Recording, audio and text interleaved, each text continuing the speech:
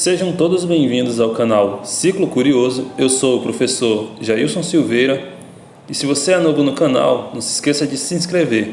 Então, bora pro vídeo. Fala pessoal, no vídeo de hoje a gente vai falar sobre células procariontes.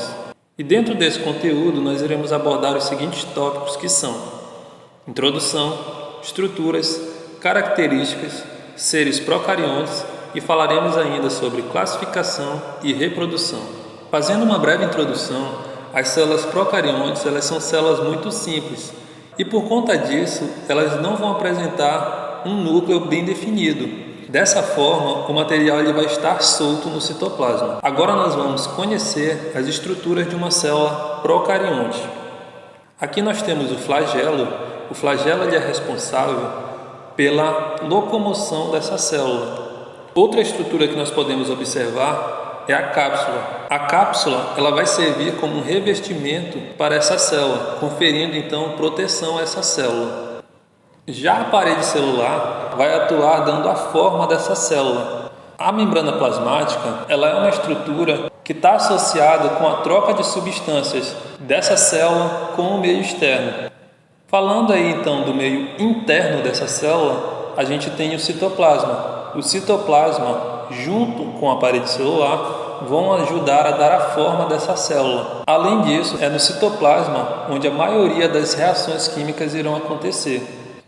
Temos aqui os ribossomos. Os ribossomos, eles são responsáveis pela produção de proteínas.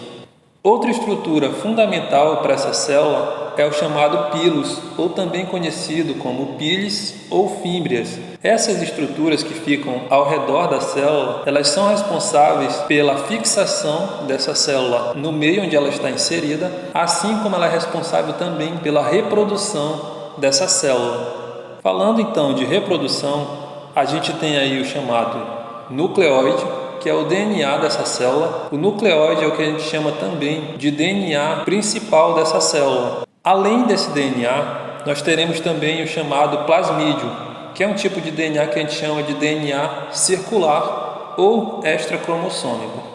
Agora nós veremos algumas características da célula procarionte. Uma delas, como nós já vimos, é que elas são células muito simples e elas não vão apresentar nem núcleo, nem organelas. A única organela que nós veremos na célula procarionte serão os ribossomos, que estão associados à produção de proteínas. Então, a respiração celular, por exemplo, quem vai fazer é a membrana plasmática, justamente porque a célula procarionte ela ainda não tem a chamada mitocôndria, que na célula eucarionte é quem faz esse trabalho. Outra característica é que elas vão possuir nucleóide e plasmídio. Essas duas estruturas nada mais são, como nós vimos, o DNA, que ele vai estar solto no citoplasma. Temos aqui a representação tanto do nucleóide quanto do plasmídio. Lembrando que o nucleóide é esse DNA cromossômico, também chamado DNA principal ou DNA bacteriano. Já o plasmídio, ele é um DNA que a gente chama de DNA circular e ele tem como função a resistência dessa célula. Já o nucleóide, ele guarda os genes responsáveis pela manutenção da vida dessa bactéria. Outra característica das células procariontes é que elas podem se nutrir de duas formas, através da forma fototrófica e também da forma quimiotrófica. Fototrófica tem a ver com a síntese do seu alimento através da luz do sol. Já a quimiotrófica, ela vai realizar ali reações químicas que irão degradar substâncias para que ela absorva. Falando aí dos seres procariontes, os seres procariontes eles são unicelulares, ou seja, vão apresentar apenas uma célula, podem viver só ou também formar colônias, e como representantes desses seres vivos, a gente tem então as bactérias, arqueobactérias e as cianobactérias. Quando a gente fala de célula procarionte, a gente pode classificar de várias maneiras, mas aqui a gente vai ver as principais. Então a gente pode classificar as células procariontes através das formas que elas vão apresentar. Então nós temos aqui, por exemplo, os cocos, os bacilos e os espirilos.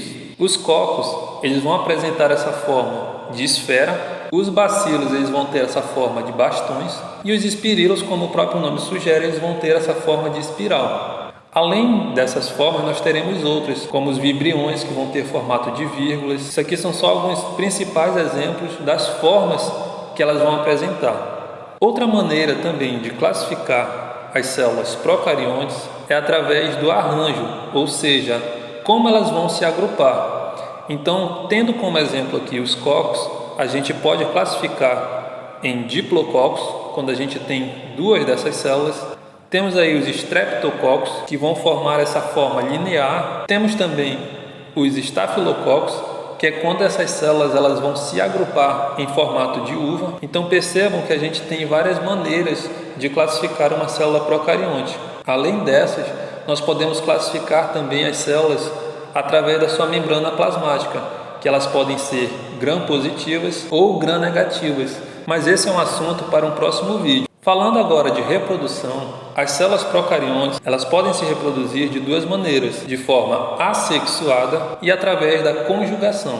E agora a gente vai conhecer então um pouco mais sobre cada uma delas. Falando de reprodução assexuada, ela pode ser conhecida também como bipartição ou cisparidade. E uma característica da reprodução assexuada é que nós não teremos a troca de material genético. Então agora nós veremos como ocorre esse tipo de reprodução. Então aqui eu tenho uma célula procarionte e percebam que no interior dessa célula eu tenho o chamado DNA. Esse DNA, percebam que ele precisa ser duplicado e conforme ele vai duplicando, o tamanho dessa célula também vai aumentando. Vai aumentando até chegar num certo ponto e esse DNA ele já foi totalmente duplicado. E aí eu posso então dar origem a duas células com esse DNA replicado nas duas.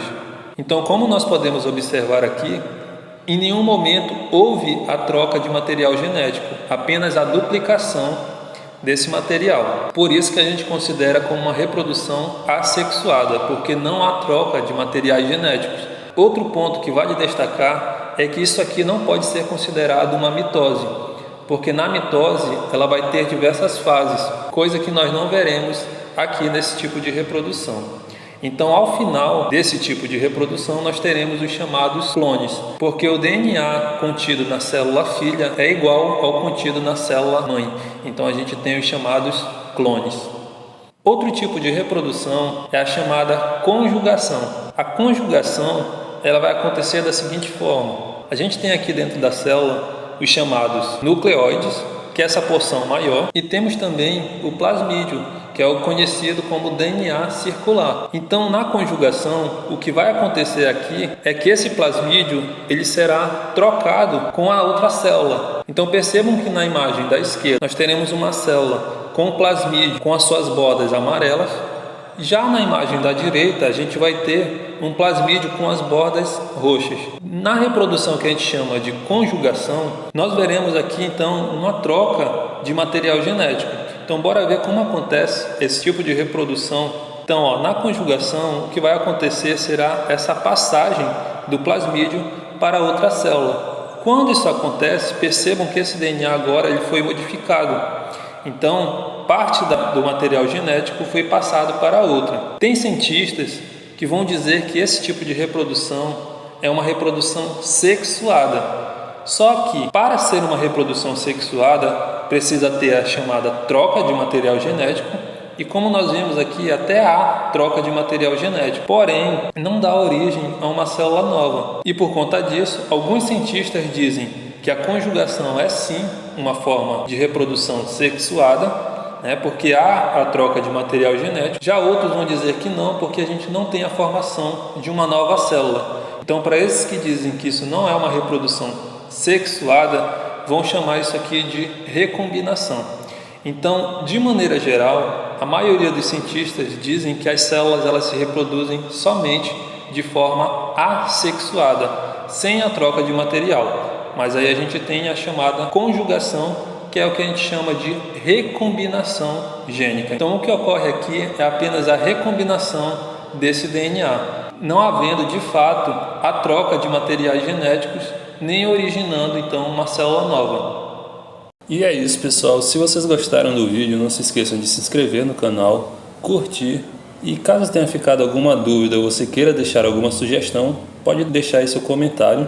E se você acha que tem aquele curioso que vai se interessar pelo assunto, não se esqueça de compartilhar e nos seguir nas redes sociais. Então é isso, pessoal. Um forte abraço e até o nosso próximo vídeo.